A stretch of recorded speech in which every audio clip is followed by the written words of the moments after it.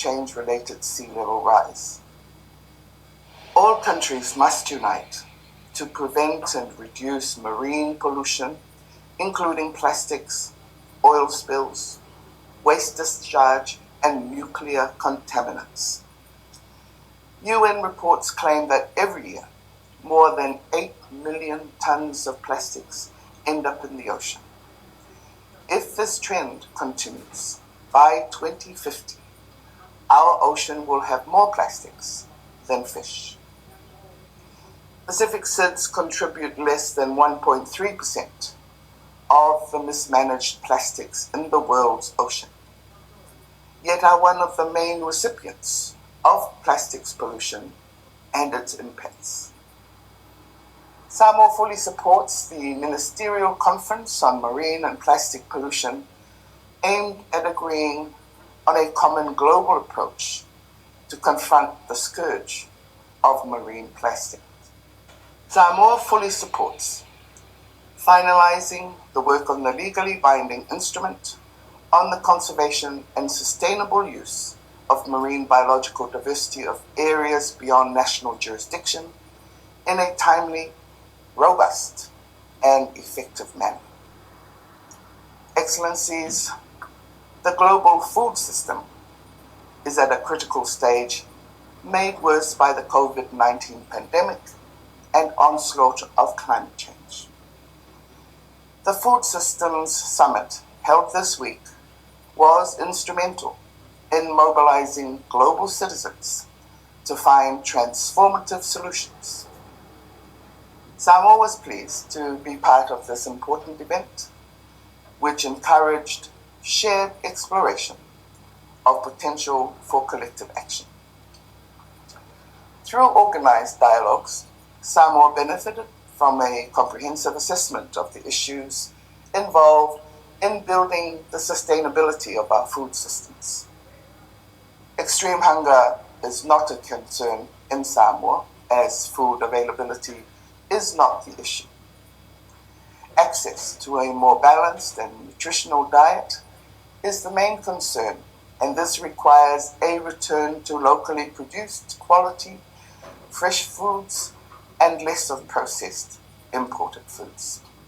This will be key to addressing the rising burden of non-communicable diseases, which represent the single largest cause of premature mortality in the Pacific.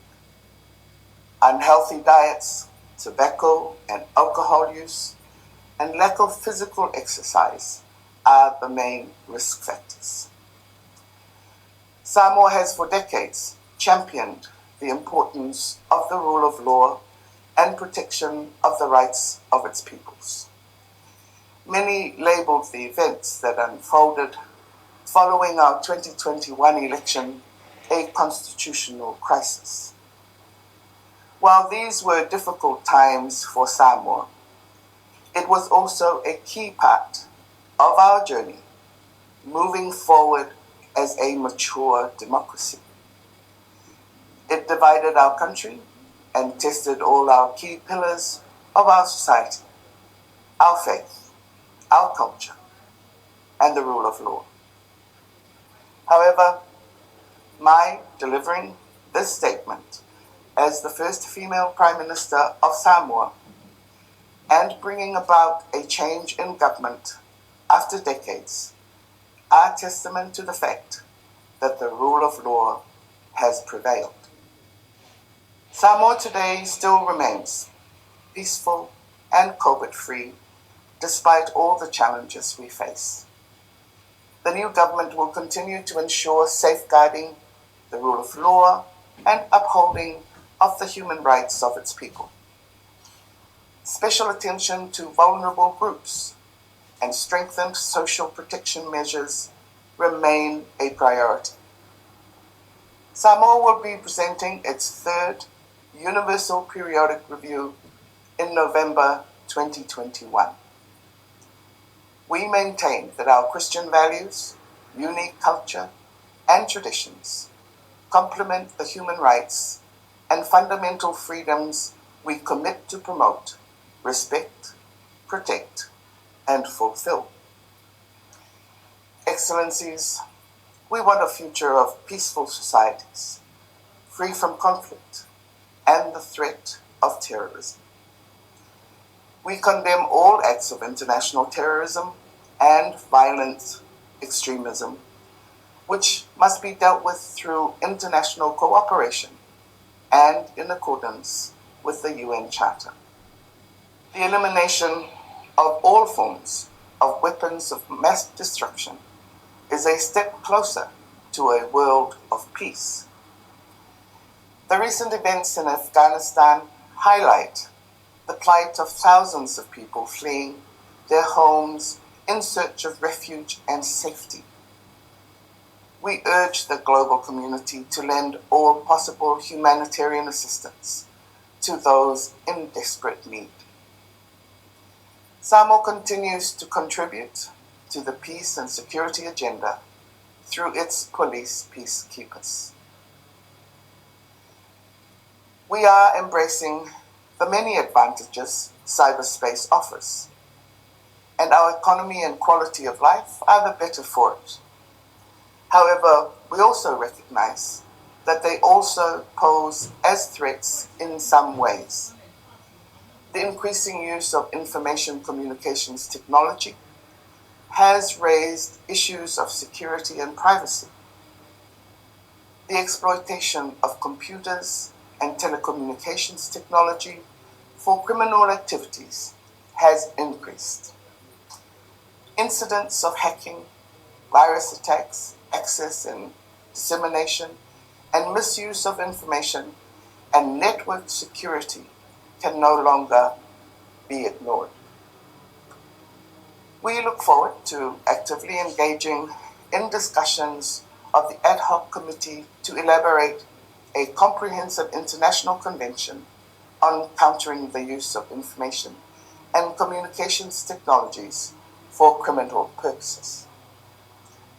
For a small developing island nation like Samoa, we rely on the collective responsibility as a global community to prevent and combat high-tech cyber and electronic crimes, including social media abuse and online child sexual exploitation. The reality for us is that the criminals are more advanced than our nations in these technologies.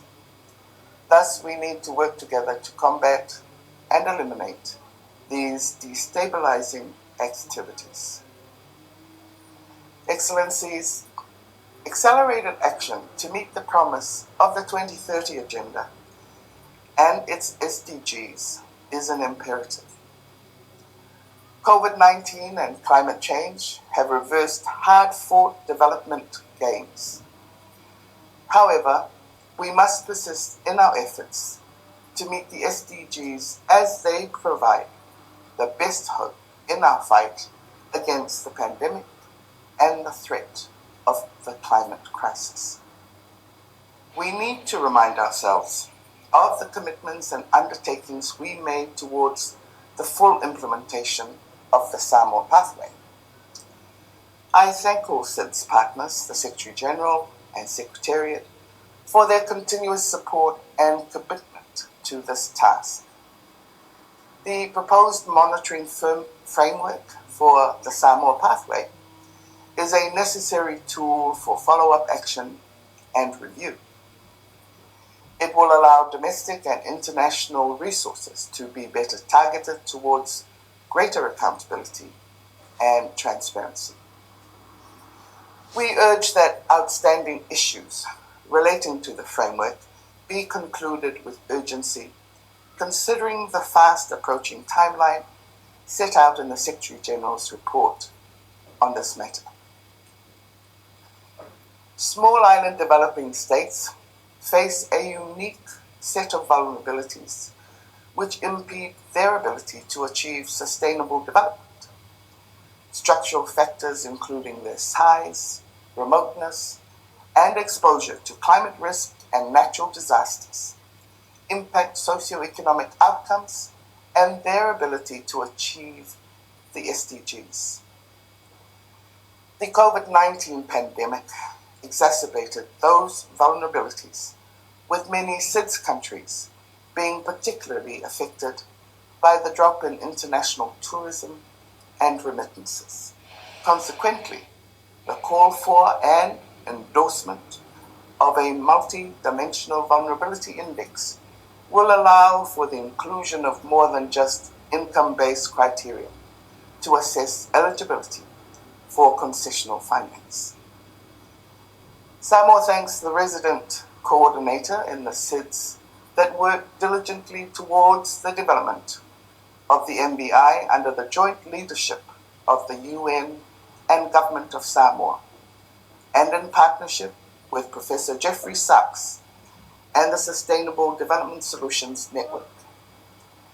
We are appreciative of the fact that the MBIs is a tool that provides for a richer lens on vulnerability. We look forward to the joint review of the report of the Secretary General on the way forward of the MBI and its use. Excellencies, allow me to touch briefly on the system reform of our organization. Samoa unreservedly believes that the UN is uniquely suited to coordinate